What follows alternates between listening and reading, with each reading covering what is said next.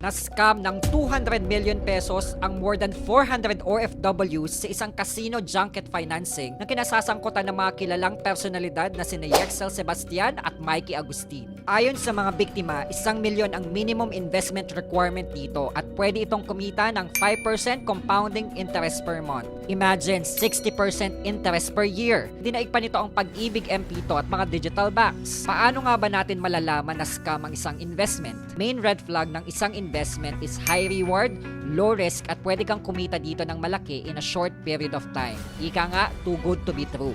Ang investment scams para yung ex mo. Pinaasa ka muna tapos sa huli, iniwanan ka din sa ere.